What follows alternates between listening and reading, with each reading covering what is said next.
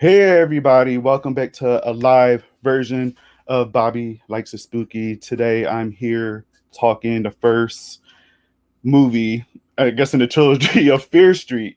I'm super excited to talk about this. I obviously did a movie review for this, but this time we're gonna talk about spoilers in this chat just to let you guys know. So if you haven't seen the movie yet, I don't want you guys to watch or listen to this just because I don't want to spoil anything for y'all because me and my guest Mark is going to go in. So speaking of Mark, let me bring my homie in right now. What's up, Mark? How are you? Hey everybody, how y'all doing? I'm so So happy to Mark, be here. I'm happy to have you. Again, you were the person I was thinking about when doing Fear Street because I know that you're a huge fan of Fear Street. You've been talking about it, even showing, posting it on your Instagram, Twitter, just everywhere, just showing your excitement for this, just as much as I am. But I think you're more of a better fan because clearly I have a Goosebump shirt on and you have a Fear Street shirt on. And not because I'm not a fan of Fear Street. I just don't own a Fear Street. But Mark, you read the books and things like that. I haven't, unfortunately.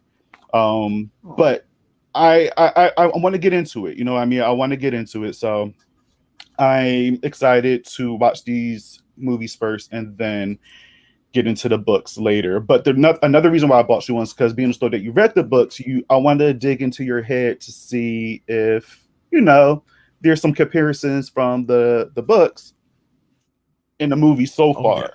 Because I don't know, I haven't read them, oh so. yeah, oh yeah. um, It's tons of comparisons, and I can't wait to get into them. yes, yes. Um, King Igor, what's up, homie? That's my guy right there. He does a lot of lives and stuff too, and he's a huge fan of Fear Street as well. So, yes, yes, yes, yes. Oh, awesome, Okay, awesome, awesome. Yes, okay, my dude. So, what was your first reaction watching this movie? Like, I know, did you stay up late? Because I remember I was up like 12 yes, a.m., 1 a.m., and I see that you tweet and you was like, I'm ready for this movie. yes, So, yes. I was up. I knew that Netflix usually drops stuff, or even any streaming service usually drops stuff at 2 a.m. my time. mhm. So I was up all night long. I worked late and sat there and got snacks together. I was literally on my floor in my old bedroom where I used to watch Fear Street. Had like Yes. soda, chips, candy, all the essentials that I used to eat while reading Fear Street. So it was just like, I'm here. I've been waiting for this since I was 13, 14 years old, maybe even a little bit younger. And I was like, just give me this damn movie. I've been waiting for it. So yes, I was up at 2 a.m. and I didn't go to sleep till about maybe 5 o'clock from the afterglow of the movie. So hmm yeah, I was up real late. Oh Man. man. I tried, but I said, you know what, this ain't happening. I mean, luckily I got a little screener for it like a couple days before. I just got lucky with that contest thingy.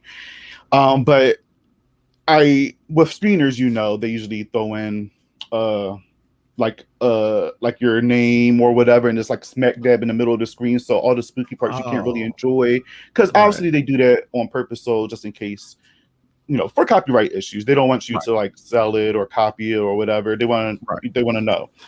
So I enjoyed it, but I was just like, I want to not see my name in the middle of the screen when the dark scenes happen. Right. So I was happy to rewatch this again, and I was super excited. I had so much fun. I didn't know what to expect again. I haven't read the books. From the trailers, I was hyped, but I didn't know how it was going to be. I knew it was going to be R-rated, and that's Right. what got me excited the most because from what I'm told, the Fear Street books are a little bit more mature than the Goosebumps books. Very. But so I was just like, all right, cool. How mature? Because is there like actually like gore happening in those books? Is there sex scenes? Is it all of that? The books, the thing was like the characters and like the situation was kind of PG. There wasn't sex in it, but it was kind of like reading Sweet Valley High, except that it was a lot of murders going on and the deaths were Mm, brutal. They were very brutal. So I remember there was one book where I know what the book is, but I'm not gonna throw it out there at the moment though. But a guy got his arm chopped off in shop class. Another one had a guy get his fingers mangled in what you call it, garbage disposal in the sink. Okay. And it was just, and there was a lot of like people, bodies melting, body horror and stuff like that, and Okay. sliced throats and blood. It was like, all over the place. Stuff we like. Stuff we like. I Yeah. was like, people was like, well, I didn't read Fear Street. I went from Goosebumps to Stephen King. And I was like, I read all this shit concurrently. I was reading Stephen King, Fear Street, Anne Rice, Goosebumps, whatever I can get my hands on. So yeah, it delivered in this aspect. Yeah. So I wish I read Fear Street. Like, I seen them, but I was so like in the world of Goosebumps as a kid. Like, I had the bed sheets, I had a bunch of toys, I had all the books, I had a Goosebump club. Like, I literally was like a Goosebumps geek. So I'm surprised as I got older, I didn't really get into the Fear Street. I don't know what happened. I can't remember. But I wish I got into it. But I'm curious to go back, like I said in the beginning of this video, to go back into it now. But with this movie, again, I like R-rated. Sometimes they don't mean anything. Sometimes it can be R-rated because of language, and violence, not necessarily. But in this movie, there's gore, blood splatter, there's a lot of cursing, and it was just stuff that we enjoy, stuff that we love, and I was just super excited watching this, and it still had that teen vibe to it as well. Like, when you're watching it, it feels like you're watching an episode of like a teen like slasher or something like that. It didn't feel like a movie to me. It just felt like a one drawn out episode. Right. And that's what I love so much about it. And then like the references, the horror movie references that we see in there, I probably counted maybe like 3. I'm sure there's tons more in it, but there was maybe like 3 that I spotted right away as far as what I've seen in other horror movies.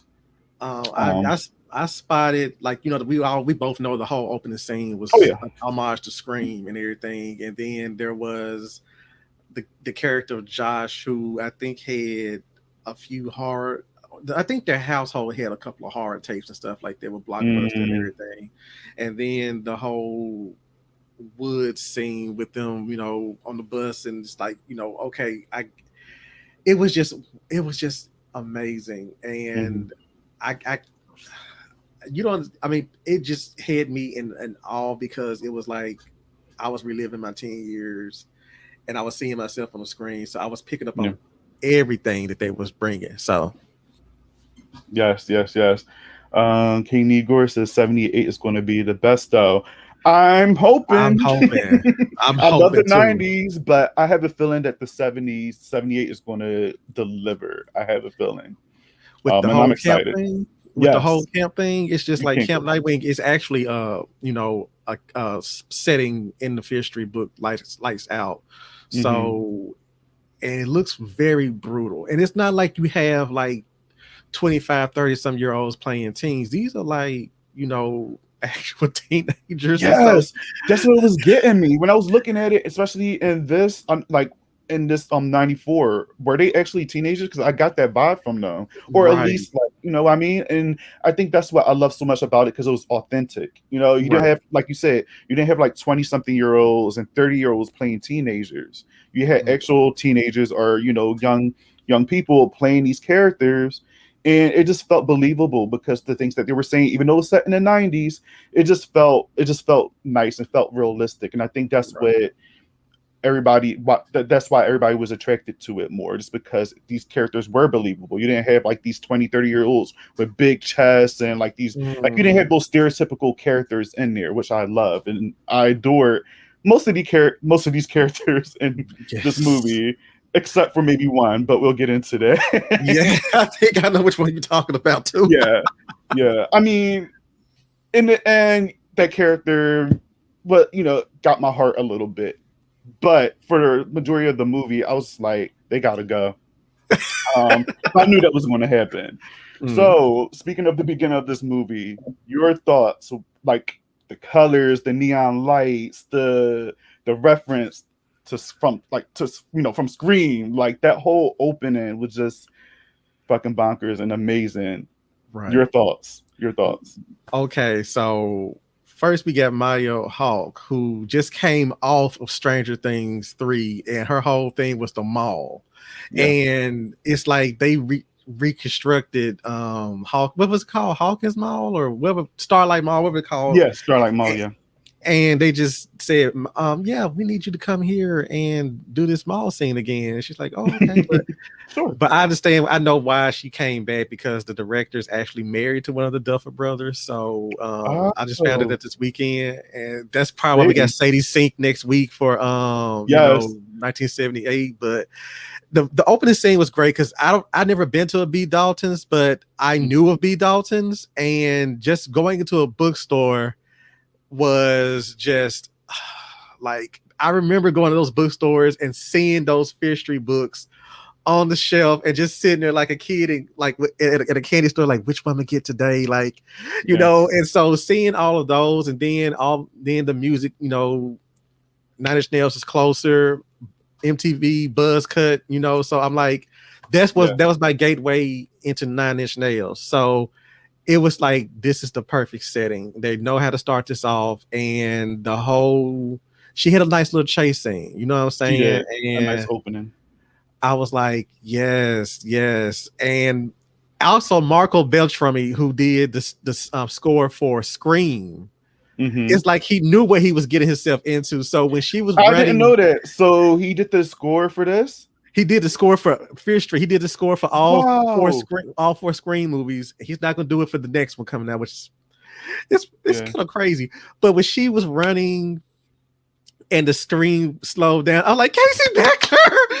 Casey Becker, and then she got stabbed all the way down to her death scene when she pulls the mask off, because I was like, that shocked me, not because it was a Scream reference, because I didn't think it was that guy. I was like, oh shit. Me neither. And I'm like, so when the dude came in and shot him in the head, I was like, oh, this evil spirit might go into her, because it's a I don't know. It just took me. I knew I was there. I was like, okay, I am here for this. So that makes so much sense why we all feel this way. I had no idea that he did the score for that particular scene. What did he do for the whole movie, or just that scene? I'm sure he had to do for the movie. He shared scoring duties with another person, but it just had the beats of Scream all the way when Casey Becker was running across the yard and then getting caught by Ghostface, and then when same thing with Heather, I think that's her name, Maya Hawk's character name, when she was running and he just stabs her in the back. It just like it just sinks. Somebody out there do a matchup video of just like each scene side by side and just compare them, and you'll sit there and see. When I seen it, dude, I was like in my bed watching it, and I stood up on my bed like Scream, and I wasn't expecting that. But the music, that whole part where he's chasing her, then it does that slow down, he stabs her, and he stabs in the front.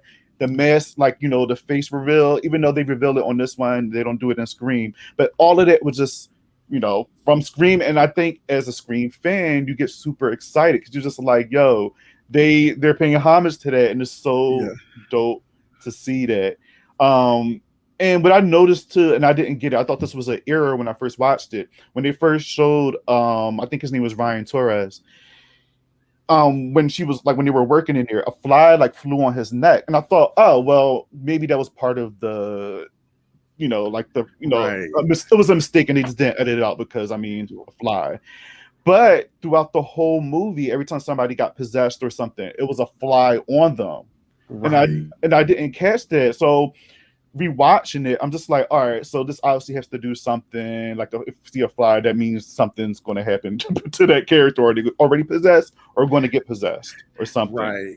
I'm glad you mentioned it because I didn't catch that the first time. So now I'm going to go back and look at it again. Oh no, I was like, ew, like why? Like it's a fly. They couldn't like CGI that out or get rid of it. I'm like, that's disgusting. But when you watch it and you see him again, you see the fly again. You see the fly on Sam at the end when she's, you know. So I'm just like, all right, so this is a thing. The fly is a symbol of something. I'm pretty sure they're going to show that in the other two parts. So I'm excited to see that. Oh, But the whole opening, the whole chase scene, the lights, just the scares, the design of, and it's just a simple skull mask, but it just looks fucking scary, which is yeah. And somebody mentioned that the skull mask was an homage or seasonal witch. no, Mm. R. Stein wrote a book called Halloween Night and Halloween Night 2, and one of the on the cover, one of the characters had on that full skull Oh, mask, and that's not a Fear Street book, but it was a point horror R.L. Stein book. So it was just they okay. were just throwing all the R.L. Stein stuff out. Hey, we love R.L. Stein. I'm so happy he's still here with us. Yes, and I'm Yeah. praying that they take this movie. I'm getting this later on, but I'm just praying that it would give him, because he had a hard time bringing the books back. Just a quick throwaway. He had a hard time bringing the books back. Somebody was like, with all the Vampire Diaries and Christopher Pike books getting put in omnibuses and stuff like that, are you going to do anything with Fear Street? And he said nobody's interested in Fear Street no more. And a book publisher saw the tweet, and they contacted him and said, we can get you a contract for 4 books. And they gave him a contract for 4 books. And then it ended up going to, I think, another contract with another, I think the original company, the original imprint, somebody correct me if I'm wrong. And they did the Return to Fear Street books. Now, I don't know if they're doing any more, but I'm pretty sure this is going to bring a lot of attention back to the books where I think it belongs. Oh, yeah. We'll get into that in a minute. I'm there again. Like, I always wanted to go back to it, but I think this is just giving me more of a reason to go back and read the books. Just because I am an R.L. Stein fan, and again, I just keep punching myself in the head, like, why didn't I read Fear Street? Maybe I just didn't care enough. But I'm here for it now. I'm here for it now. Oh man! All right, so we get into, is her name Dina? Yeah. Dina and Josh and another. All right, wait. The title, the opening credits. I love that as well because you've seen glimpses of what's to come in these 3 movies. Right. You see the flashes about Sarah Fair, the whole witch thing, and then like possession. And I'm just like looking at it, I'm like, all right, what are we getting ourselves into? And again, this is an open mind for me because I never read the books, so I wasn't too sure if they just went away from that. Did some references from the books or what. I didn't know if it was straight out. Like, I was just fresh mind getting into this. Oh, I was looking through the credits too. Just like, I was like, I want to watch it, but I'm going to come back to these credits and like go like deep dive into them and just scan real carefully, because there was some stuff that called back to a couple of books and stuff. And I was like, I have to remember which book there was now. Yeah. But yeah, it was a great opening credit scene. And I hope they do it all 3 movies, so. But yeah, I agree. And I'm sure they will, or they just going to give us our own feel. Like with the 78 one, it's going to give us like that camp feel to it, but maybe that same look with like the neon colors and shit. We'll see. It's later this week, so we got something to look forward to.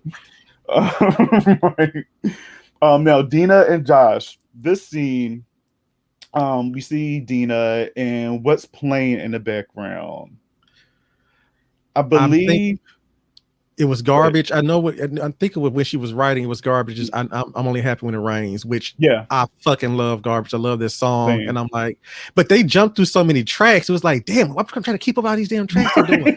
but I have all of them. It was just the fact that I have to remember what was playing, but just the ones that stuck out because they were like push pins in my mind of what I was doing. At a certain time, I was reading a Fear Street book where I listened to album Happy When It Rains, stuff like this. That's why it stuck out. But 90s kid, yes, and I love that song too. And then it's so funny because that song kind of speaks to that character because she's kind of dreadful, right? Right. So when I got into her, I said, all right, cool. And then we see Josh, and then we see the AOL chat rooms. I'm just like, you taking me back, nostalgia. We all been in those chat rooms, bro. Like we all been in there, meeting people that we probably shouldn't be meeting on there. Yeah, but it was a Michael said Dina Haggsville. You so rude. Oh, and you know that was her name is a throwback to the wrong number because the character in the wrong number was named Dina, and that was the first book that you saw when the movie comes on. Yes, that the woman's upset about. So yeah. Oh yeah, she said something a lowbrow horror. Heather was like, "Bitch." She was the type of girl I would have hung out with in school. Me and Heather would have been dealing Fear Street books out just like Kate and Simon was dealing out drugs and shit. But you know. But yeah, she got on my nerves right away when Josh was minding his business on the computer, talking to Queen whoever. And she's just like, get in the car. And he's explaining stuff. She's taking the keyboard. I'm like, yo, she is doing the most right now. The most. And then it makes more sense, like when she's in school and she's seeing everybody kissing and making out. And I'm like, all right. So obviously she's, upset about people being in relationships. So she must have been in a breakup, And obviously that's what happens. But that doesn't mean you have to hate the world just because and then later you find out that she was the one that broke up with Sam. So why are you upset? Right. I was like, you set this whole thing in motion. This is your problem. And you don't know how to deal with it. That was your problem. That was your fault. Mark, take responsibility. Yes.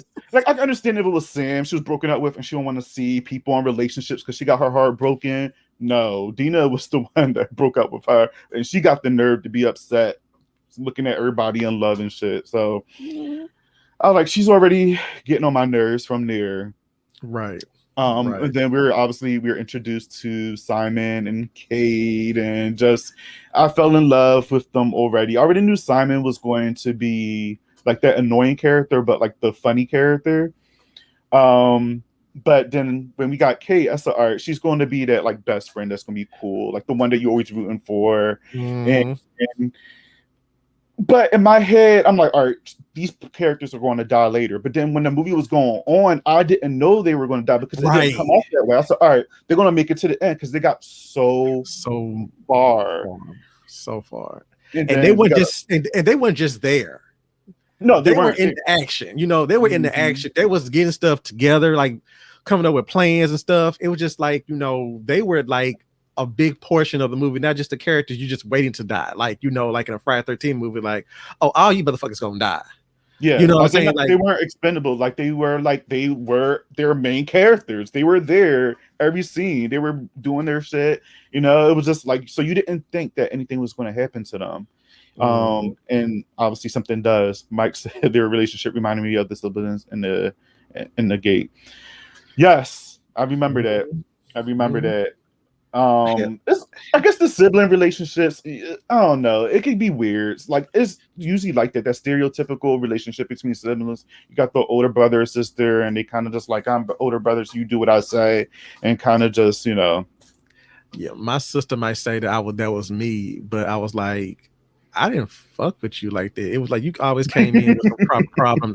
It was the same relationship, except that I was Josh, like trying to do my own thing. Because I'm gonna tell you, Josh is me all day long. Yeah. So it would be her coming in fucking with me, like do this, do that, because she was the more popular one in school. Even though I'm the oldest, she was the one who was on the phone constantly, and I was just like, don't call me. I only had one best friend, and we talked on the phone, and that was it. And that was. See, that was me as well. Like, I guess between me and my sister, I'm 6 years older than my sister. Okay. But like my sister was weird because she always wanted to hang with me, but she also wanted to be very grown at the same time and do like grown things. And I was more of like the nerd or whatever. So I would be on the computer, and back then you have to use the computer, but also use up the phone line as well. It's time she want to be talking to her little friends and stuff like that, and she'll get upset with me because I'm on the computer, looking at Dragon Ball Z shit or horror shit. And when we got DSL, that made things better, but then it was always something else. But she kind of came off. That's why I call my sister now Little Big Sister, because she has this super big personality, even though I'm older than her. So in this case, in the movie, I'm Josh as well, and she's Dina because my sister she was a mean girl. That's my sister too. I mean, that's a hard, but don't fuck with my internet time because I know that's right. When them claws came out, that's when the damn you be sitting there and don't be downloading them. Don't be downloading them, Bobby. Don't be downloading the damn phone line. Their phone rings, and you just sat there and waited for a good 2 hours for this shit to download. It's almost done, and you hear, obviously you hear that clink. Like, get off the goddamn phone. I would turn into Tosh from Urban Legend real quick. Oh shit! She had attitude with Natalie right off the bat. That would be me with my cigarette and everything at the age of 12. If you don't get off that phone, but yeah, right. Oh man. So yeah, but how did you feel when you first watched these? What was your first impressions of these characters, Josh, Dina, Kate, and Simon? When you first seen like these 4 characters, how did you feel about them? Like, did you think that some of these characters were going to die really quickly, or you was just like, I still want to fill them out? No, I was like, Dina, I was like, she's gonna be the one, the non-believer. It seems like everybody else was like, okay, we believe what's going on, but we're not gonna let it interfere with our lives. Hell, Simon and Kate was like dealing drugs. Now I don't condone that, but Kate pretty much told them, I'm getting the fuck out of here, and I'm doing this. I'm doing whatever it takes. Yeah. Whatever it takes. I'm like, okay, I'm gonna like her. She gave me some Tatum vibes because she was like, yo, I'm not finna sit here and let you suck all day long. I'm finna sit here and like, I don't want to get involved in your bullshit.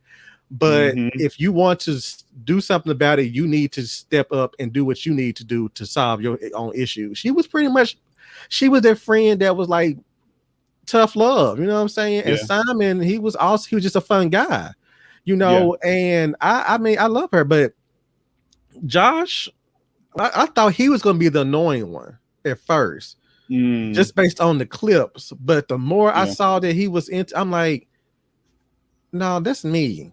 He's not going to be annoying. He's the smartest one. He's the smartest one in the whole group. And Bobby, do we ever get anybody like that? Any black person that is like the one who knows everything? That's why I loved it so much too. Kind of like you have a black kid that knows his history, that knows his shit. And like he wasn't annoying. Everybody was rooting for him. That's why at the end, when they got rid of Simon and Kate, I said, "Oh no, my homie's next." Ooh, I was so scared. I was so scared. I was like, I'm gonna wake up everybody in this damn house if I end up getting killed, because I actually jumped out. I had eased my way back into the bed, and then when I get into the minute though, but yeah. I was here for all 4 of them, but I was like, Dina, girl, I don't know, because I already knew who Sam was. It was like no big ass secret though. But I'm like, I like how they kind of made it a mystery and the reveal. But I'm like, Dina, just for a quick second, she was like, you left me and you came to Sunnyvale, and then Sam was like, it's only 30 minutes away. I'm like, you sit here acting a plum ass fool over 30 minit away. And she's like, well, you know that's a big distance for me. I'm like, no. And somebody said on Twitter, they were like, 30 minutes is not that much of a distance. Keep 2 lesbians. Yeah, I've seen that. She said that's why it wasn't realistic, because she said that's not realistic. And so I was like, so everybody who I talked to was like, Dina got on my nerves. And I was like talking to like straight people, gay people. They were like, we didn't like Dina. I'm like, also it's universal. So okay. Yeah. Mike said Kate was an entrepreneur, had them babies working. I mean, I was laughing at that part too, because when I seen them twins at that table with the pills, and Kate was just like, yeah, and don't swallow them because you're gonna choke on them, your little heart's gonna stop, and people are gonna miss you. Okay? Listen. And the twins was just like, I felt the type of way at first, because I was like, why they got the black kids? Like, why they got the black kids bagging drugs? But I was like, you know what? They as long as they are not as long as they are not in the path of danger, I am fine. Yeah. I'm gonna give Kate her props, because she could have sat there and said, oh, I'm gonna take these little girls with me on this. No, she sat there. She had the common sense to be like, can you watch them while I go take care of something right quick? Exactly. And is it me, or did she have on her outfit? I cannot recall, but was that like what's that outfit which was babysitting? Was it reminiscent of either Lindsay Wallace or Annie from Halloween? The pattern of her, like the way it looked. I got more Annie because of the pattern. Yeah, so I got more Annie, which is great. And it's funny, I didn't think about it until now. And you said that, so, oh shit, her outfit kind of has the same pattern what she was wearing. I think when she was in the house and that whole situation, it spilled, like the butter spilled on her and stuff. Right. Yeah, I got Annie vibes, definitely. Right. Right. So she's already cool. Somebody said Kate is the new Nino Brown. Okay. Yes. Mm-hmm.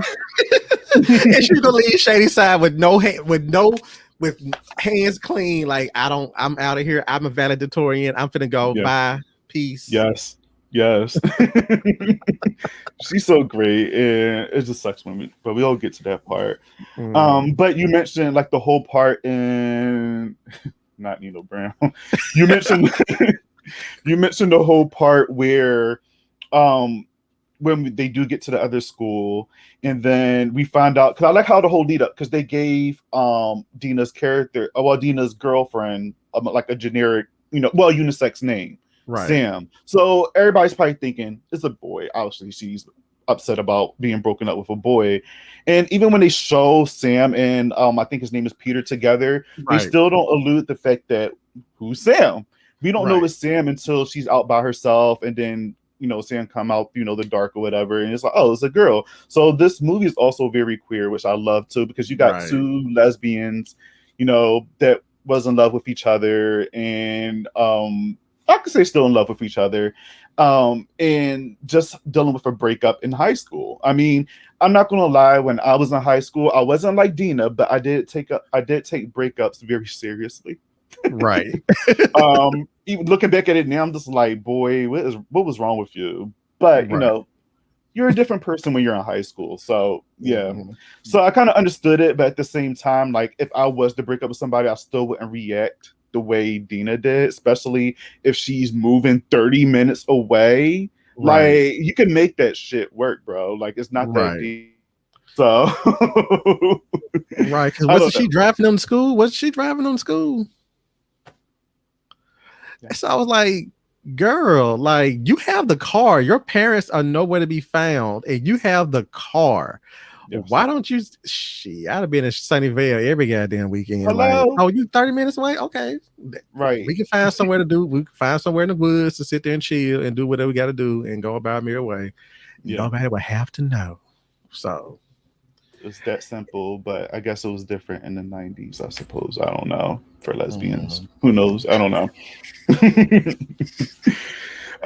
So we obviously get them in the car, the school bus, and Peter and his friend and Sam is in the car chasing after them and things like that, and Dina see them, in the back throwing shit at them, so she comes up with the idea to get the little cooler thingy or whatever and try to check the water and stuff at them while they're in the car, but she gets a nosebleed, which I kind of got confused about. Me too. Because when I first watched it, and I said, all right, well, was this nosebleed linked up to when Peter crashed the car? And then when Sam got out the car, how she was bleeding, and she heard nose, bleeding, things like that. And I thought it was alluding to something more at the end of the movie. But they kind of don't go back to this. So it was like a random nosebleed that she got. So in my head, I'm thinking, oh, well, maybe it's some like kinetic thing between Sam and her, and this is why. But I really didn't understand it. So it was very interesting. Laundry Day said Dina threw the whole cooler. No, she did. She didn't throw the whole cooler, but it flew out because she was surprised that she had a nosebleed. But even if somebody was just like, "Hey, Bobby, you got a nosebleed," I won't let the cooler go. Like, I'm not that surprised. I'm like, "Oh shit, let me bring it back in, wipe my nose." It was kind of just very like sudden.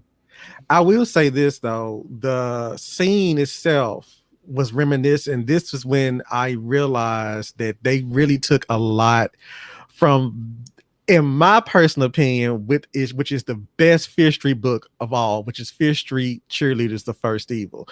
That's the book that was Heather gets, that saved her from getting stabbed in the stomach the first time.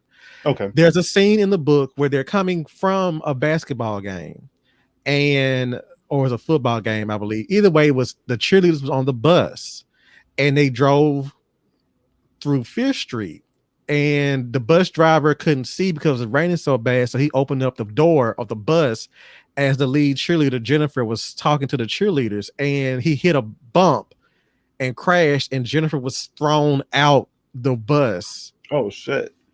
And when they found her, she was laying face first on top of Sarah Fear's grave.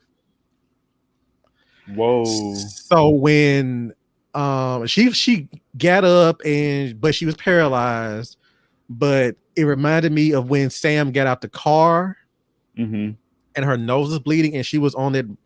It's exactly like that. It was a very a throwback about her being a cheerleader, and just it was very throwback. It was a big good throwback. Damn, I kind of would like to see that. I want to see somebody throw from the thing and end up on the grave. That's intense. Right. I told you that shit was. When I read that, I could just envision her getting sucked out because the way R. Stein described it, it was like she was sucked out like a rag doll. Yeah. And the bus didn't even flip. It crashed, and then it crashed to the Fear Street Cemetery. And when they found Jennifer, she was face first on her not her body, but yeah, her body was her face was face down into the grave. To the grave, and so she was leaking blood like that onto the grave. Okay. Right. Wow. Mike said, I know that bus driver was overdone. Yeah, I'm sure he was. I'm surprised we didn't hear the bus driver cursing them out. Like, what the fuck y'all doing? What y'all doing? So I actually thought Dina was gonna get thrown out the bus, but well, from that description, I mean, and thinking about it now, I actually probably would have been okay with that because I mean, why not? Right. Why not? It was so annoying. Oh my gosh. Lord. Especially when she was like cursing her out, like, oh, he was groping your ass, huh? What was he like? She was just doing like so Who is much. he? Who is he? What you gonna do? You can go walk up to him and knock him the fuck out. I'm like, what you gonna do? What does his name got to do with anything? What does it got to do? Just know that she's trying to move on because your ass wanted to move on. So let her be. Hello. Let her be. And then that scene actually comes back up when they're in the hospital. When they're in the hospital, you know, which pissed me off even more. I don't want to skip too far ahead, but it also pissed me off because she's, you know, sitting there eating her Jello in the bed, minding her own fucking business, and then here goes Dina, like it was just like, why are you here? Leave me alone. Oh well, Peter's out there acting up. He's chasing us, not chasing us, but trying to scare us and stuff like that. And it's just like, okay, well, find Peter. You know, like this girl literally just got into a car accident because of you, which Sam said. She said, you put me in the hospital and now you're sitting here yelling at me. Right. Like I would have went off on Dina. And that's why I think that she pissed me off even more. I think that solidified it with me because once she was in the hospital, like this girl could have died because of you. And then you're going to sit here and come up in the room and curse me out because of something that you think Peter was doing. That has nothing to do with me. If you truly know my character when we were like dating, you should know the type of person I am. Why would I be okay with him doing something like that? You know what I mean? Right. So it was just, she was pissing me off so much. So I was, you know what? I hate this character. I hate her. She came across as a damn know-it-all. It's like you just assuming left and right, and then I'm like, you're constantly bringing your friends into your shit. That's another thing.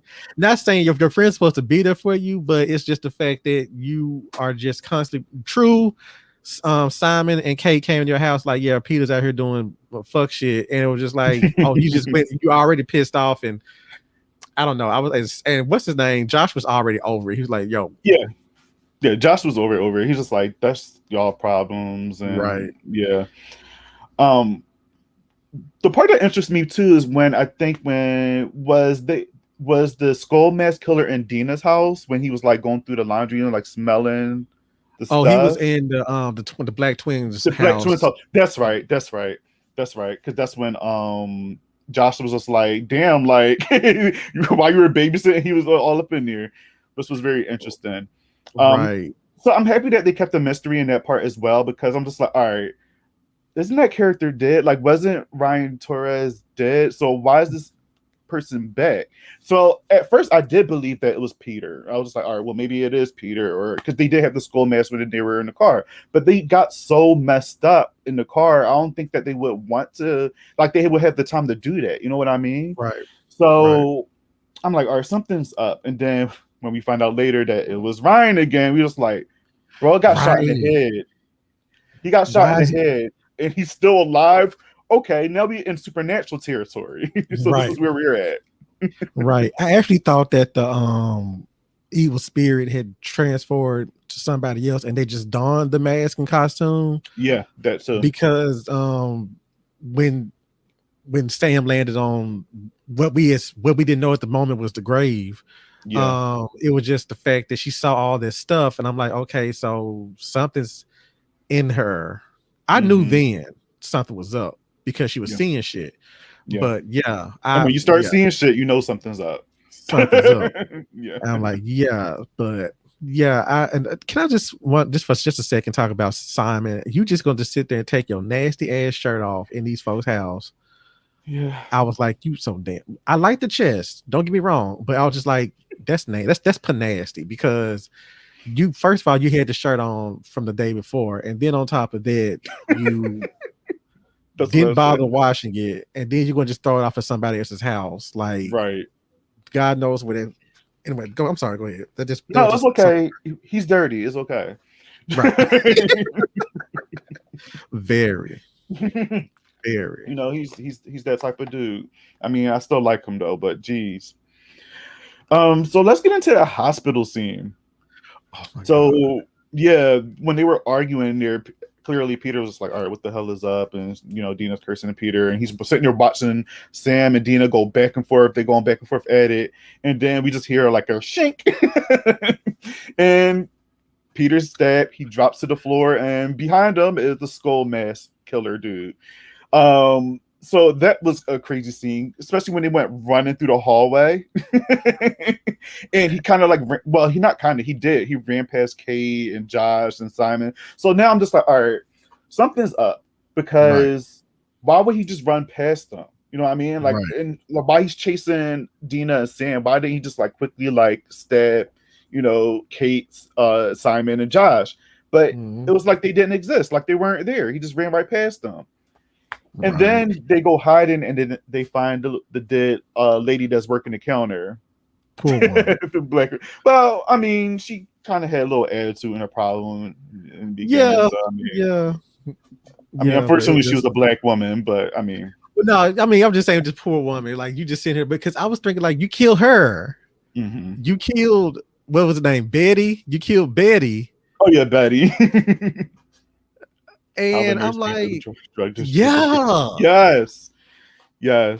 And we even sit there and get more into that, because I was trying to figure out how he was getting this medicine out of them. It was the 90s. Shit was probably very loose back then, but you killed them too, but you didn't, and then you killed a lot of other staff during it. And it's like you didn't fuck with any of the old people sitting there watching TV, and you just was constantly coming after her. So it's like that was confusing. It was confusing. Yeah, like it happened so quickly. You know what I mean? Because all that happened in a short time frame. And again, like what you just said, like you kill like the nurse, you kill these people around, but you run past, you know, Simon and them. So it's just like, okay, maybe they were in a way, like maybe Schoolmaster's like strolled up in there, and the nurse was like, hey, where the fuck you going? And she was trying to block him, and then, you know, he got her out of there. So maybe they got in the way. If they didn't get in the way, then maybe they wouldn't have got. So maybe that's something that happened behind the scenes that we didn't see. That's just my assumptions. That's a good assumption. That's a great assumption. Yeah, because if they sat there and ate their food, then they probably wouldn't got killed. So true. Or if, you know, if the nurse had just sat there and just be like, but you're doing your job. You don't know shit like this is happening. You're going like, yo, where you going? Like, you would do the same thing, you know? But if I knew it was going down, I'd be like, yeah, do your thing, bro. I didn't like them anyway. But that was a good scene too. That was a good scene. And this when we get the reveal that it's Ryan again. No. Wait, did we get the reveal that it was Ryan again? And that in the I in believe so the because they hospital? went and told the cop that the guy that y'all shot the other night is actually walking around True. killing people. Yeah. True. Then oh yeah, that's right. Because when they were inside the police station, they pointed out like, "Hey, it's Ryan," and then he was like, "Oh, was he like Night of the Living Dead or Dawn of the Dead or something like that?" And it was like, "Oh, you don't take us serious." Right, right. Yeah, why did he kill them if they weren't carrying Sam's blood? Yeah, true. So, Laundry Day. The only assumption is they got in the way. They got in the Maybe way maybe they were trying to stop him, and they were just in the way. If they would have just let him go into finding Sam, then they probably would have been safe. So because Betty did step out and he was clearly in his way and he got stabbed clear in the neck. Like, get the fuck out the damn way. I almost ill.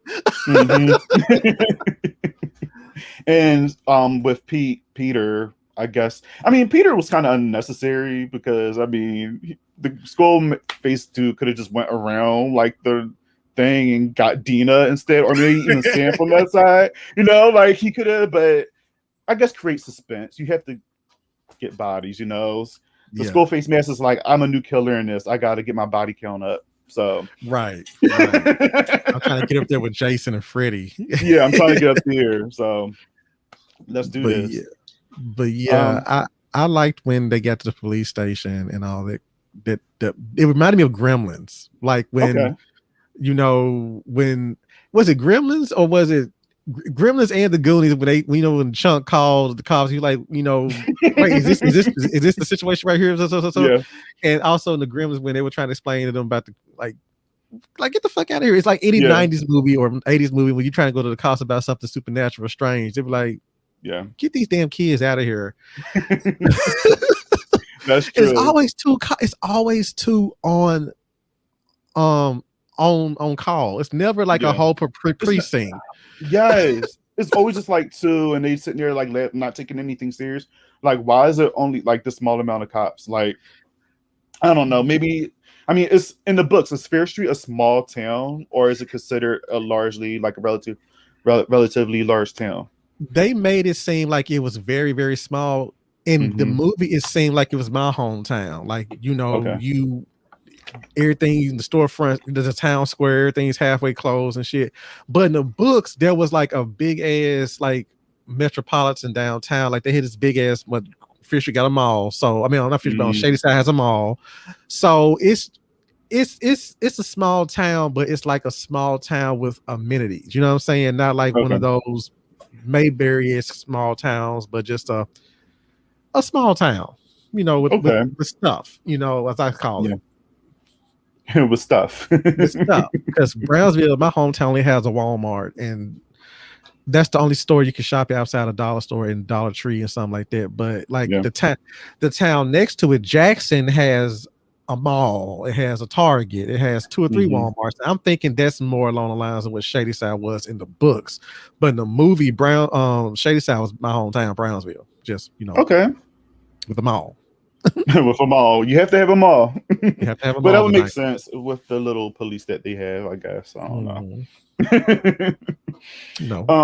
And we also have a situation going on outside with Simon and Ruby Lane, which was kind of creepy to me. Any movie that have like a melody that's like really that echoes, it just sounds creepy to me. You know what I mean? It just gave me chills. I'm like, oh shit, what we getting ourselves into now? And then he runs into Ruby on the curb, and then she attacks him with a blade, and they're just tossing and all that in the middle of the street. How do you feel about that? 'Cause I'm just like, all right, now this is random as fuck, but at the same time, it's just like, okay, something's going on with killers. Something has to be happening. Honestly, when I saw the trailer and I saw her, they were talking about, a dead bitch doesn't, if she has blood, we know what Dina was saying, but I thought that was actually going to be Heather, but just like in a different outfit or something like that, because I actually thought that the evil spirit jumped from his body to Heather's, but then I was like, no, that's not Heather. So, but it was creepy, and they had to play on Simon's, hormones and stuff like that, because that's the only way that she could have probably attracted right here. I forgot his picture of her. Oh my god, that is so damn creepy, and she looks like Lana Del Rey that got shot in the eye. She does. And you know what? It makes perfect sense because Lana Del Rey, like, she sings like that. Like, Right. she's real, like, she got very much like depressing and like somber music. So Right. I love that comparison. I love me some Lana, but yeah, she looks exactly like a mashup between Lana Del Rey and brunette Sarah Michelle Gellar. Okay. You know, from Cruel Intentions, Yes. with the hair up and stuff like that. So yes. And we're going to get more, I guess, like we got a little bit of her story in this as well, as far as like what happened to her, because I think she was from the 1960s and apparently she killed like her friends and then she killed herself by like slitting her own wrists.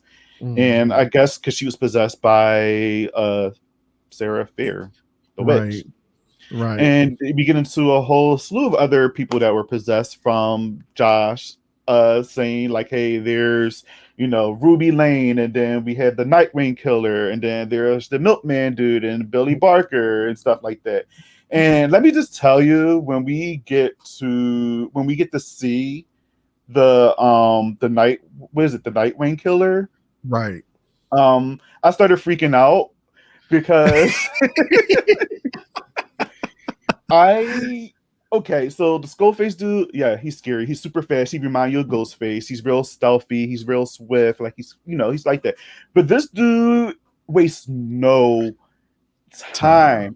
This particular scene, the screenshot right here, when they were in that bathroom, all of them, like all three of them, when they opened up the bathroom, it's like he opened up the bathroom and just swung instantly. He didn't wait to see a person. It's just like he knew somebody was in there. So he was just like, I don't know. He just seemed like a brutal killer. He reminded me of like the Jason from the remake of Friday the 13th. How fast he was, and how like how it just seemed like he was just full with adrenaline to me. Right. Like, oh my God, you know he's gonna be just ape shit crazy come Friday. Oh my God. And that's the thing. So when we go to 7 and I found out this is the era that he's in, I said, oh shit, this is gonna be crazy because he's terrifying, and I want to know his origin. I want to know his history, how he became like this sackhead ex-building killer.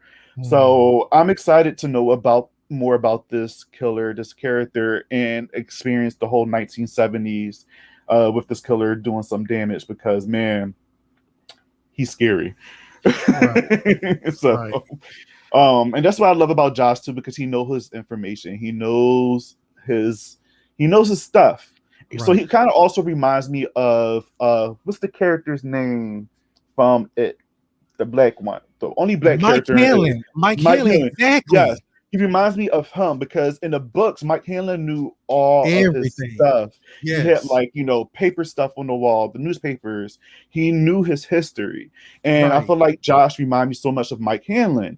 And you know, he obviously mixed it up in the first movie and gave it to what's his name, Ben, and I was upset. And then they give it back to Mike in the second movie when he became more mature. But yes, Josh reminded me of Mike Hanlon in this movie here, and I drew that comparison when I was watching. I'm like, he knows the stuff, and I love it. We need more black characters that know the history and survive. You know, they have to survive. Yes, I'm here for it. I was so here for it. Mike. Oh my God. Well, Mike, you wouldn't know because your name is Mike. His namesake. Right. Love you, Mike. But oh man. So all right, because it's going on an hour, so I'm gonna speed it up a little bit. So they get into the whole school situation, and they had this plan of like, you know, using Sam's blood and mopping and bringing it into the room and kind of blowing them up. We didn't know that until it actually happened. I'm like, what the hell are they doing with all these like jugs and stuff? Like, what they're trying to do? And that scene, and they were like, they had to change their clothes because they didn't want no drops of blood on them from Sam, which makes a lot of sense. But it was a kind of interesting scene with, you know, the teens in that happening when Sweet Jane is playing, because obviously you're alluding to some sexual activity. And usually when I see sex scenes or anything alluding to like sexual activity with teenagers, I start to cringe. So I'm like, I shouldn't be watching this. This is gross. But they didn't show nothing, but you knew what was happening. And the moment I seen Simon reach down into his underwear from behind, I'm just like, oh no, we're not doing this. They went there. I'm not watching this. Possibly 15 to 17-year-old kid do whatever. Like, I ain't no. But luckily they just said, hey, you went to Pound Town too? So did I. And I'm just like, all right, cool. Our boy Josh got his, he probably got a little nookie or something like that. Yeah. Did they say it was like barely first base? Yeah. Leave my Josh alone. No, I'm proud of him. You know what I'm saying? Shit. Yeah, same.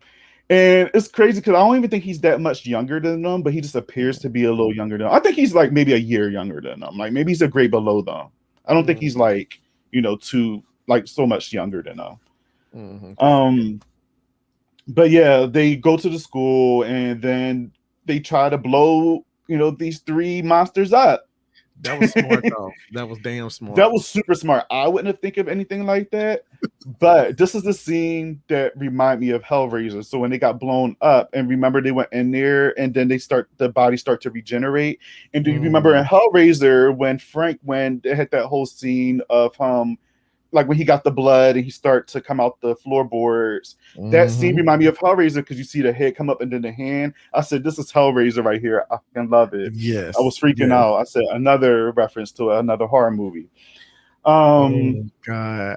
I thought when the trailer came out, I was like, oh, that's the evil spirit. That's the evil spirit that's been blown out of them and it's trying to reattach itself to somebody though. But yeah, Hellraiser is a better reference to that. Yeah. I mean, yeah. It's definitely like it's dumb, obviously, but just that scene of just seeing it come together and then the head come out. I said that looked like Frank from Hellraiser.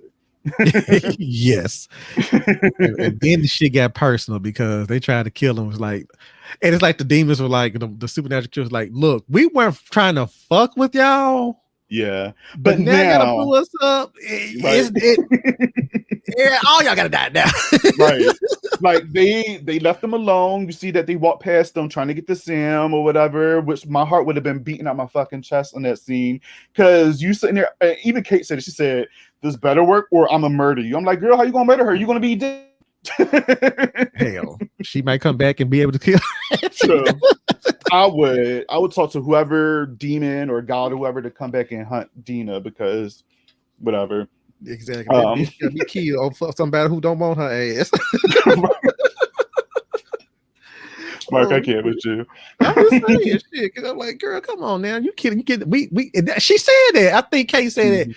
You putting us all in danger for somebody who doesn't want. Yes, and I think that's why we all love her because she was real, man. She was just like, girl, like put her out in the hallway. They coming after her, not us. We have nothing to do with this. This is far enough. We try exploding those motherfuckers, and we're coming back. So we're not dying. We're not for dying her. For her. Like us. Shit.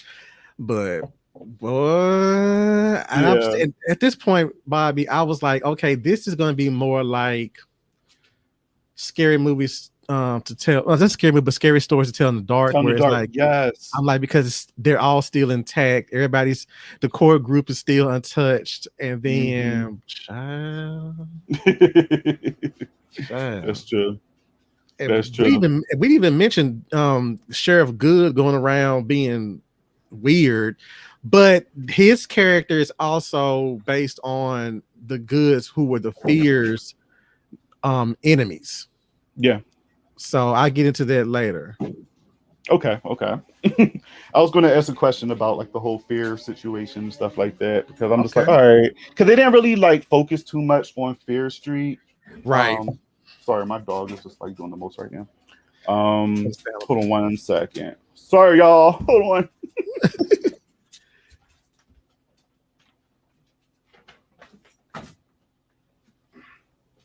She's freaking out because of the firecrackers. Yeah, the fireworks. Yeah, there's gonna be a lot of people's dogs and stuff are upset up today. They probably hate this damn day. They probably hate this day. But yeah. But yeah, it's that scene in the bathroom was like it was insane, and then they end up going to the market or the grocery store, wherever the place they ended up at. And that was the most dreadful, sad scene because they realized, all right, they went through the papers and they realized, okay, she has Sam has to die, but not really die. Like we have to get her heart to stop, but you know, obviously we have to bring her back to life. And they came up with the whole plan of making her overdose and then using like the what is it, the pens, EpiPen, the EpiPens to give her adrenaline to come back and, you know, resuscitate her, bring her back. And they come to do this plan, and the part that was bothering me the most is like, all right, they put in the blood and stuff back on them again just so they can cause a distraction. But when they actually go through with the plan of making her do the stuff and things like that, and the killers is chasing everybody, and Dina's like, all right, I'm just going to drown this bitch. She was taking forever to drown. I'm like, look, my friends are dying. Girl, you better hurry up. Like, and that's a shame. Like, I don't want to like speed up somebody's death, but it's just like you already took them pills. Like, I know I'll bring you back. Hold your up thing. Like, you need to go quicker because my brother's about to die and my best friends are about to die. So hurry this up. Sam. He told them what time it was, and then when the guy came towards them, and then this is when Kate became a bad ass. Because when she jumped out with the damn fire, I like, oh, she is fighting. So I'm like, okay, she's giving us, you know, she said she told him, you know, we're gonna take him down tonight, and so she got the she shot the fire at the damn thing, and I was like, yeah, Kate, yeah. But yeah, Kate was the MVP. Like I loved her so much, but then we get the moment where, you know, that was so unexpected. So unexpected. I literally was gagging. My mouth was open. My mouth was open because I didn't expect that. Like he grabbed her and then, you know, he put her face in the cake or whatever the hell it was. And we were just like, okay, like somebody's going to help her. Somebody's going to get them off. Something's going to happen. And yeah, it was like when she even got stabbed. Yeah, same here. But you know, when people get stabbed, we think they go come back from it. I mean, you know. Wait, Laundry Day said Sam couldn't even overdose right. Who the hell overdose? I couldn't even overdose right. Who? But she's right though. They're right. They're so right because I was like, and they gave her rules. It was like, you do this, it's gonna seem like you're fucking a unicorn. You do this, you're gonna feel very sick. And like they gave her the instructions on how to And I got a theory about that, but go on. I got a theory about that. So yeah, so we get theory right now because we're going towards the end. Okay, well, I was gonna say that I feel that Sam did all this shit on purpose because it's the same thing throughout the entire movie. When she landed on that grave, she was possessed then because she was pale. She was pale, like she was like very, like her skin looked very clammy, like she wasn't like actually there. You know what I'm saying? So she was possessed the whole entire time. So when she sat there and played, you know, here's what I think what happened. She realized that Josh was getting ready to get killed, and that's when she went on ahead and just died. Or it's like the Sam that was possessed took over and just sat there and died.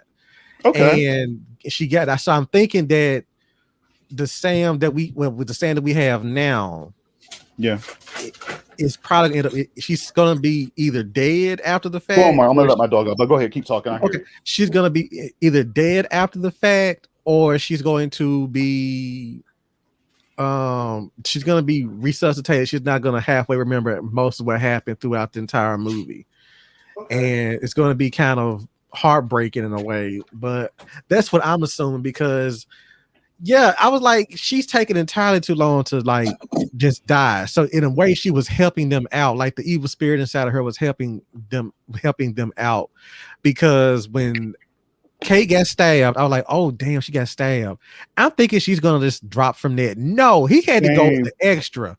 throw her Same. whole entire. I say no, they're not. She's gonna be wounded. She's not gonna. And that damn head went through that damn bread slice. I was like, they did that. Yes. Then when Simon, I said, "Oh, my baby Josh is going to be upset." And when he came around the corner and saw this shit, and then Simon saw it too, he looked back at Josh. The damn axe came down to his head. I was like, yes. "Oh my god!" Bro. And I'm like, "Josh, you better go run it hard because you next.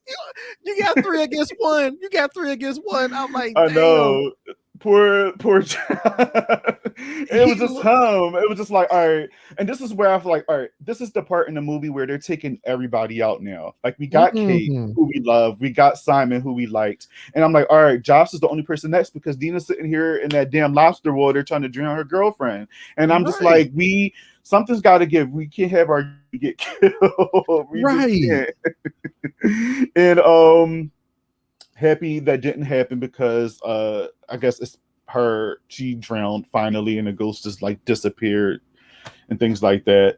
So I don't know. It just that I didn't know how, like I literally couldn't get off that scene. I literally couldn't get off the scene because I couldn't believe that, you know, they got Simon and Kate out of here like that because you went into the whole movie thinking that these characters were going to survive and you were salty and you were just like, yo, this is happening. That means nobody's safe. Right. Nobody's safe. And this is how it's going to be going forward with the next 2 movies. I'm here for it. Right. I feel like they were on an match. Why wasn't Ruby going after Kate instead? I think Ruby is boy crazy. That's why I think she's probably like, you know, she was going after the men's. Right. And I think that the reason why Kate got gapped by the skeleton skull head guys because she burned his ass. She burned his ass. He was like, you know what? Y'all done blew our asses up twice tonight. I am tired of this shit. I'm just gonna knock your ass out right now because you tend to like y'all motherfuckers like fire. And that's the thing. That's actually the thing in the Fear Street series is that the fear name, as you saw was spelled, was F-I-E-R. And when you mix those, when you redo those letters up, it's fire. And that's how most of the Fear family died. And I can get in that, you know, later on. So the goods were accused back in the day of being witches, and they burned the wood. They burned them at the stake, and so the good women were burned at the stake, but it was actually the men who were the witches, and so they end up putting a curse on the Fear family. And the one of the Fears thought that, well, I can escape the curse if I change my last name, so he spelled it F-E-A-R. That didn't change it, so that's why Fire was like that. I guess the ghosts of Fear or ghosts of Shady Side, like, look, we don't like fire because our creator don't like fire, so we're really pissed off now. No, that's dope. I like that. Yeah, we're really pissed off now. So, but yeah, oh my god. So I've actually thought what's gonna happen was gonna be some real fucked up shit. I thought that Dina was gonna get an axe in the head by the axe dude. Because you see how fast he was moving. Right. And I thought that what's his name? I thought that what's his name was gonna actually drown, but she was gonna come back possessed. And it was just gonna be Josh left, and then somebody's gonna come in like Sheriff Good and then shoot, Sam and probably have a crazy ending like that. But that would have been an intense, crazy ending, though. You know what I mean? Like to have everybody just killed off like that, possibly. Like if I wouldn't expect that. Like we thought we were gagging from Kate and Simon being dead, but then we see the Nightwing killer just swing his axe and then kill Dina off, even though we didn't like her, but we probably still would be just gagging a little bit because she comes off as the lead. She is the lead. She's the lead. Then Sam is going to be dead, and then they obviously going to get Josh out of here. So that would have been crazy. That would have been wild. Do you peep the files anytime? Flies anytime was possessed. Yeah, I said that earlier Laundry Day. Like in the beginning, I really thought it was like a mistake when Ryan Torres before he got possessed because a fly landed on his neck, and I was just like, that's gross. Like, why didn't they edit that out? But then it became a thing where every time somebody was possessed, they had a fly on them. Which leads us into the very end, which I also love because that's the thing about 90s movies. and maybe even early 2000s movies, you get this big climatic scene, right?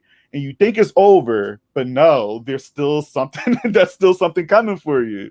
So you think the whole thing is over. You think Sam is fine. She drowned. She came back, and unfortunately, Simon and Kate is dead, and Dina, Sam is fine, and Josh is okay. He's back on his computer, but Sam is now possessed, and she attacks Dina, because Dina was on the phone with what's that lady name that apparently survived? C. Branham, Burn, Yeah, or something like that. See something. And it was on the phone, and she was just like, no, like that's, if y'all hear the fireworks, sorry, it's a lot going on over here. 4th of July. But yeah, she was on the phone with her, and she was just like, no, like this is going to she's going to keep coming after you, pretty much. Like, this is not going to end. And then Sam stabs Dina. She's possessed. You see the fly on her. And then they are tussling and fighting and things like that. And she gets on the floor.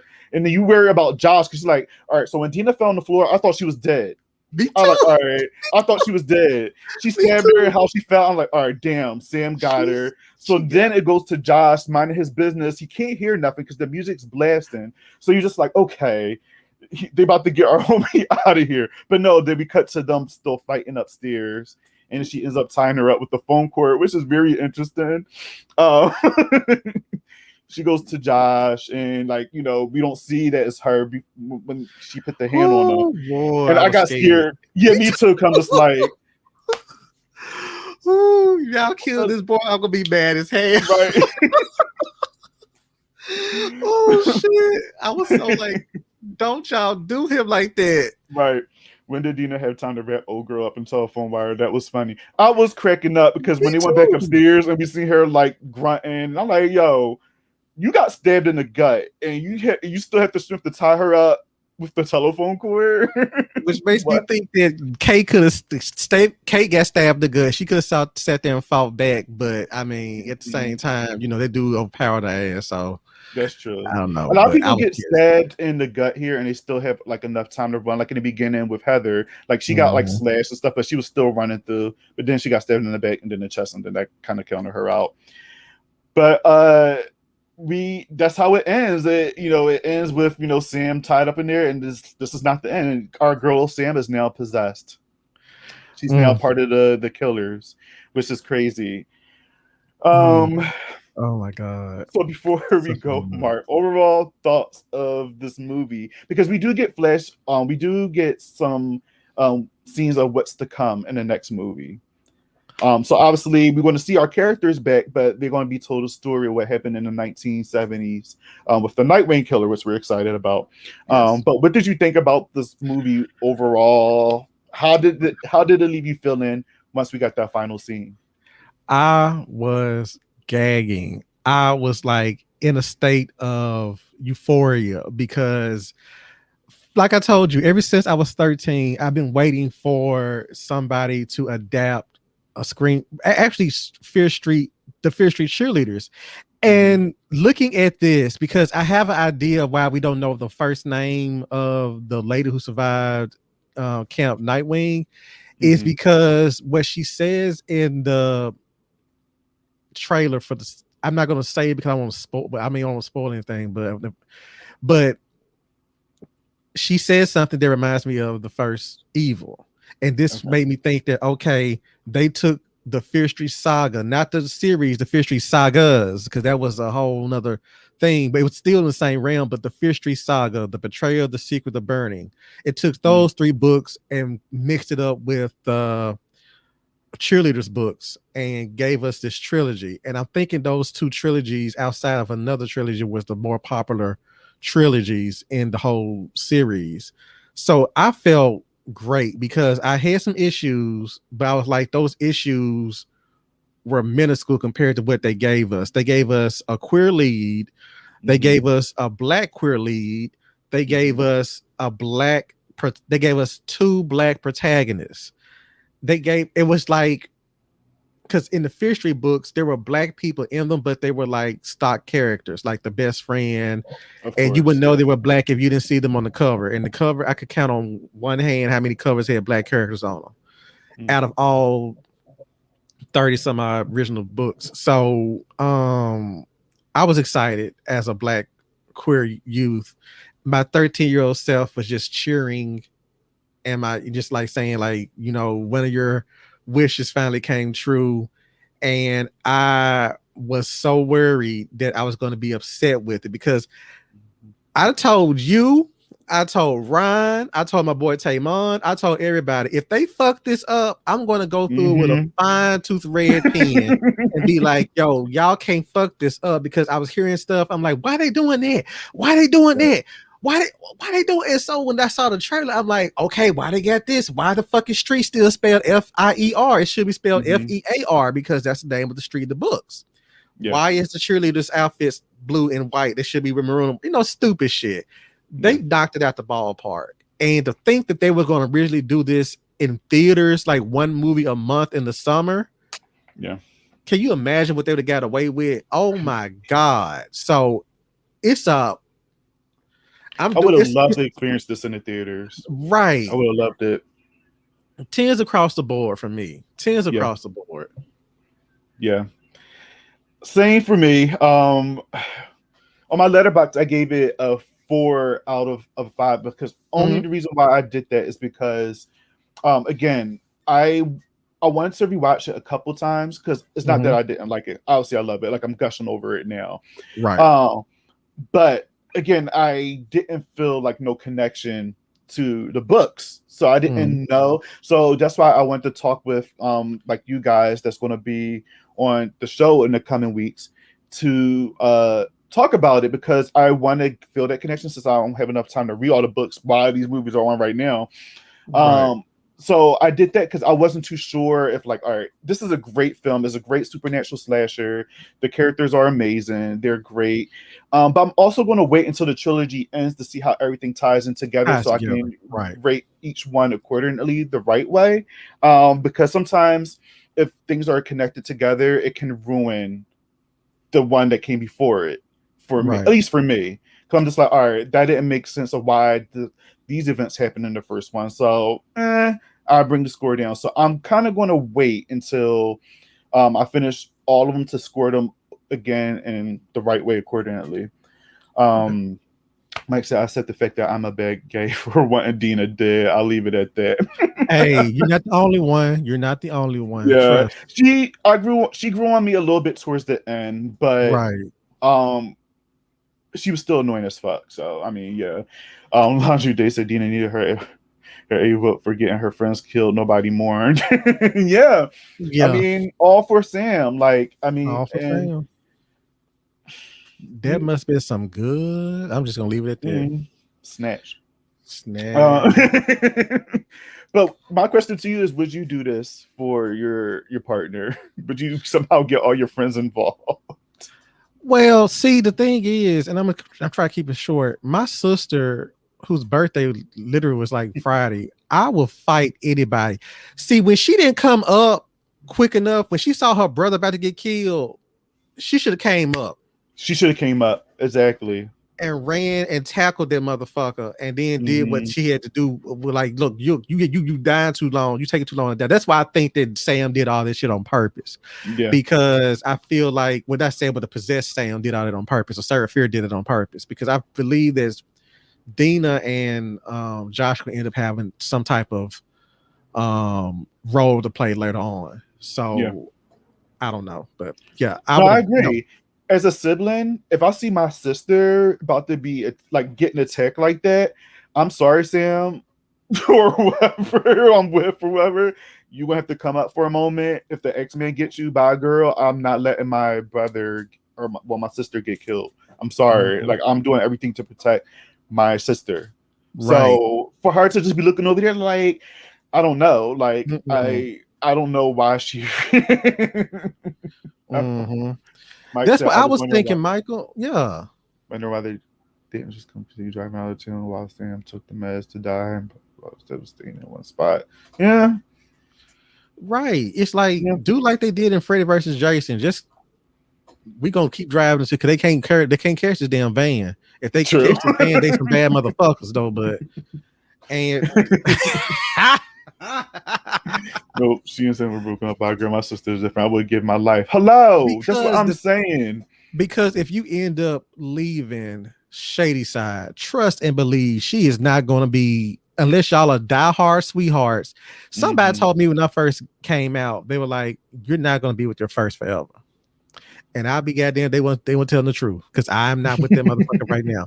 So I was just like, that's saying that you gotta go just taste the rainbow, but it's just the fact that that's your forever. Your siblings are forever. Yeah, you know what I'm saying. So you got to take care of them. But yeah.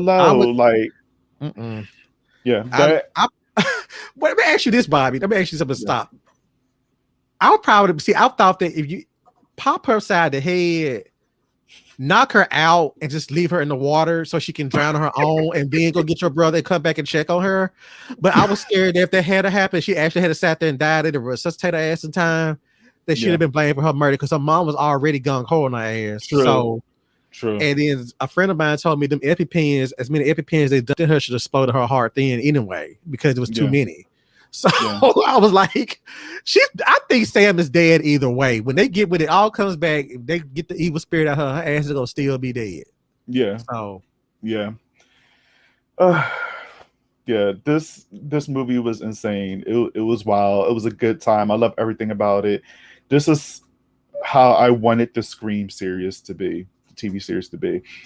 Yes. And don't get me wrong, the Scream TV series had good moments, but it just didn't give me what I need, like this 1 hour and 40 something minute movie did. You know what I mean? And granted, I know you can get away with more in a movie, especially on Netflix compared to a MTV show. Right. But I mean, come on, like this right here. Again, I haven't read the books, but from what I'm seeing, it looked like it was a great fucking job, and I just can't wait until we get to 1978. And then the 1600s, because dump Sam and Saint, put the top on it and see about Josh. Yeah, but in that case, right. But then the Nightwing Killer was behind them, so who knows? Like if that didn't work and she did that, the Nightwing Killer would have just swung right there from the back because he was behind them anyway. So I don't know. She would have got it. I don't know. I think see burning or something like this is going to explain why they were after her and if they really wanted to kill her or if they wanted to possess her or something like that. She was already possessed, but I'm thinking the ending is going to be her having to die or something. I don't know, but if that's the case, I'm gonna be so mad because Kate and Simon could have been alive then if she would have to die at the end anyway. So we did all this and she's still dying. It's gonna be some pissed off people. I promise you. I can sense it. I just sense that she's gonna be dead. I'm gonna be pissed, yo. I'm gonna be pissed. I'm like, so she ends up dying regardless. So all these people died for no reason. She could have died. Right. And one last tidbit: this evil spirit was taken out by choking and dying. But the problem is that once you took out the evil spirit, it will always jump to somebody who was near. So either they're gonna sacrifice, Sam's gonna come out of it, and it might jump into Dina or Josh or something like that. But or even a damn woman who survived the original killing. Do it have to be a human? Because if this was the case when they were inside that the grocery store, when he took the lobster out, if they would have known that information, I think it has to, in the lobster.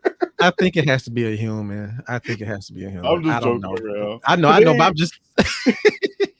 Or why didn't she just keep the lobster inside the tank when she was drowning her? Her death probably would have sped up.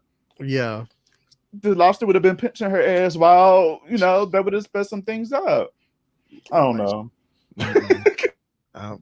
That's one of the qualms. Like, girl, why didn't you just die fast? I mean, yeah. I know suspenseful, but god damn. Well, overall, this was a great film. I'm so happy that we got to experience it this summer. This is one of the most anticipated movies I was waiting for this summer. I'm excited, and I wish I could experience it in theaters, but I'm happy we got it on Netflix, and then it's coming weekly, which is also amazing. So yeah, and I'm just curious to know what's going to come after this, like, because I know like this first movie did so well, so the next two I'm sure it's going to do even better. And I wonder what are the plans. Like, I wonder if they're going to do more movies, or they're going to do like a series, like an actual, like an episodic, TV show. Oh God, I want Like, one. Oh yeah, God, Netflix, if y'all hear us, make yeah, this anthology series. Y'all have tons of material to go by. yeah, Tons. yeah. From fans like you, from the books, I'm sure. Like, I'm sure a lot of fans are going to want that, and also with the success of these movies, I'm sure that Netflix is going to have to do something. They're going to have to do something, because I think it's number 2 on like the most watched on Netflix right now. Okay. Like when I viewed it today, it's like not number 1, but it's number 2 Okay. on most watched on Netflix. So I mean, as far as ratings on Netflix, I mean, it's doing a damn good job. So awesome. That makes me feel very great. I'm very happy to hear that. I'm very happy. Yeah, same here. So we gonna wait and see what part 2 is going to give, and then part 3, and that's gonna be the end of it. And I'm just hoping that all of this ties up nicely. I'm excited. I can't wait. That's the gag right there. It better tie Yes. up nicely. Oh well. Said out of a 5, because that's how I rate my stuff. Even though you said 10 out of 10, so I'm assuming that you're going to say 5 out of 5. Right. All right. Right. I'm still leaning more on my, my 4 out of a 5, but I'm sure it's going to be 5 out of 5. Once this all the stuff tie up nicely, I'm sure it is. I'm just waiting for it to finish off, and I'm gonna go back there and re-rate everything on Letterboxd. Well, thanks, Mark, for joining me to talk about the Fear Street Part 1, 1994. I was so excited to have you on here to talk about this awesome, amazing film. We needed this. We needed this a lot. We did. Yeah. We did. Like I said, and we're being spoiled this year. I'm so happy. With these stashes, we got Halloween Kills, Candyman, we got this. There's so much good shit that's coming out this year, and I'm just excited. And this is the good base for what's to come, in the next few months. So right. I'm ready. Me too. Me too. All right, so we're going to end this. Thanks for everybody that's been watching this stream. I had a good time talking to Alondra Day, Michael Brown, my homie Kane Neat Gore. I know you probably had to bounce, but I'm happy that you came in through, and everybody that's still watching that's not in the chat, thanks again for watching. We're going to do this again next weekend. I'm going to have another guest, Cameron Chaney. He's I think he goes by the horror movie book guy, or horror book guy, or just the book guy. I'm so sorry, Cameron. But he's really popular on YouTube, and he's a huge fan of Fear Street and Goosebumps, and much like you, Mark. So he's going to be in next week, and if you have time next week, I want you to come by as well. Oh yes, for sure. Okay. So we want to set up the time. I'm gonna see what's going on with Cameron. Okay. And we're going to keep this thing going on, and then maybe I'll just do something big for the 3rd movie. Maybe I guess just us 3 on there. Who knows? Maybe we'll see. I'll X around. Yeah, we'll see. But thanks again, guys. Thanks again. Make sure you like this video on YouTube. Give this video a like. Subscribe if you're new. Show some love in the comments too. Let us know what you think. If you're watching this video too late and you didn't get a chance to be in the live chat comments or whatever. But before I go, I said my part. Mark, where can everybody find you? You can find me on Twitter, The Anti-Critic, and you can find me on Instagram, Mark O. Estes, all one word, or Midnight Social Distortion, all one word. You can find me on Clubhouse, MS Distortion, and you can check out my podcast, also called Midnight Social Distortion. Yes. It's great stuff. Mark does an excellent job. He just started out this podcast thing, and it's already a good time on there. And just show my boy some love. Is a good time on there. He got the news. I'm gonna say you're like the Wendy Williams of horror without being the messiness.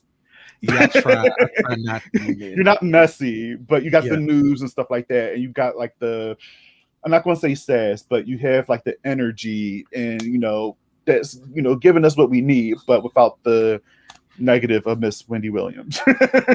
Yes, because I don't want Tabitha Brown to come and drag my ass. Oh, like she child, did. no, we're not doing that. I love some. I'm Team Tabitha. That's my Me home too. girl. Me too. She's my girl. All right. Well, thanks again for watching, guys. Really, really appreciate y'all. And check us back next weekend. We either gonna come back Saturday or Sunday. We're gonna work some things out, but check back on the YouTube. I'm sure you're gonna see like a video coming Saturday or Sunday. Then and just set y'all reminders for that. Yes, Mark. Fear Street. It's gonna be Fear Street Part 2, 1978, right? 1978. Yes, and we will be talking about this Nightwing killer, which I find the scariest so far. So yeah, join us then. Just check the YouTube, and you'll see when we'll be on. So thanks again for watching, guys, and I'll see y'all in the next video. Peace. Peace.